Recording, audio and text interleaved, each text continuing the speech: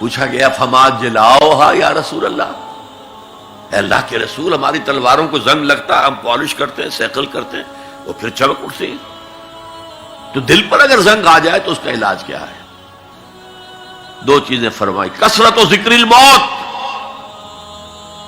و تلاوت القرآن، دو کام کرو کثرت سے، موت کو یاد رکھو، یہاں رہنا نہیں ہے، جانا ہے، یہ ہمارا گھر نہیں ہے، یہ ہماری منزل نہیں ہے، ہمارا اصل گھر جو حضور نے فرمایا انما الدنیا خلقت لکم وانتم خلقتم للآخرہ، یہ دنیا تمہارے لیے بنائی گئی، تم آخرت کے لیے بنائے گئے ہو۔ اسی لیے حضور نے فرمایا کن فی الدنیا کانک غریب عابر السبیل،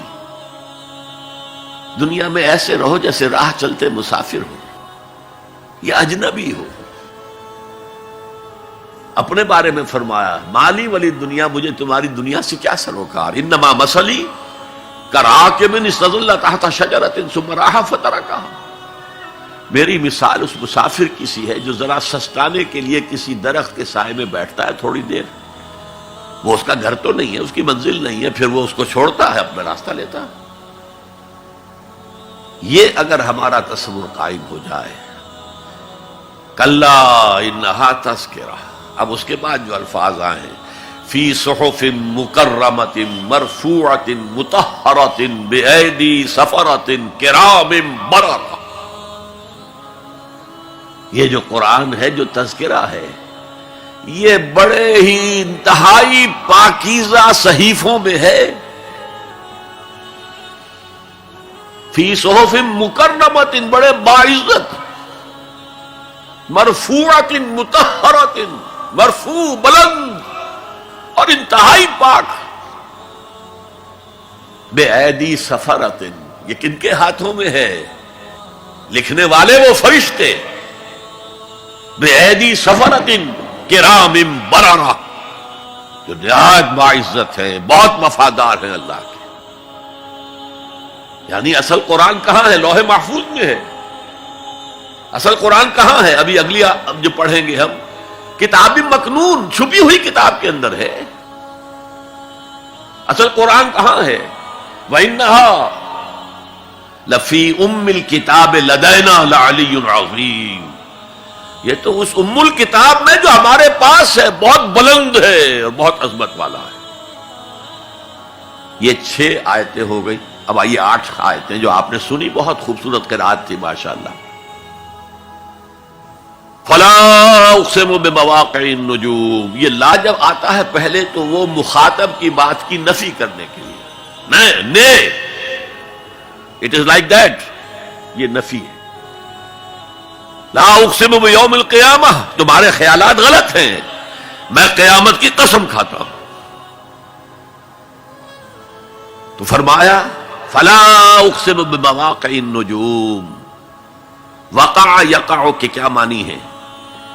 اور یہ سورت کون سی؟ واقعہ، اذا وقعت الواقعہ، وقع گر جانا، پڑ جانا، یہ ستاروں کے ڈوبنے کی جگہ ہے۔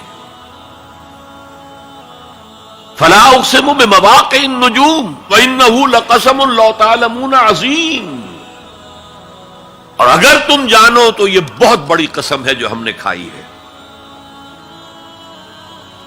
اس وقت کا انسان کیا سمجھتا کہ ستارے کہاں جاتے ہیں، کہاں غروب ہوتے ہیں، کہاں گرتے ہیں؟ آج ہمیں معلوم ہے۔ سورہ حامیم سجدہ میں جو کہا گیا ہے سنریہم آیاتنا فی الآفاق وفی انفسہم حتی یتبین لہم انہ الحق، ہم انہیں اپنی نشانیاں دکھائیں گے آفاق و انفس میں، یہاں تک کہ یہ بات واضح ہو جائے گی کہ قرآن حق ہے۔ آج ہمیں معلوم ہے خلا میں بلیک ہولز ہیں، اور یہ بلیک ہولز بڑے بڑے ستاروں کے پچکنے سے، پچک جانے سے پیدا ہوئے، اور جب وہ بڑے ستارے پچکتے ہیں، جو خلا پیدا ہوتا ہے، ویکیوم، اس میں بڑی طاقت ہوتی ہے، اس کے پاس سے کوئی سیارہ، کوئی ستارہ گزر جائے اسے کھینچ لیتا ہے قبر کے اندر۔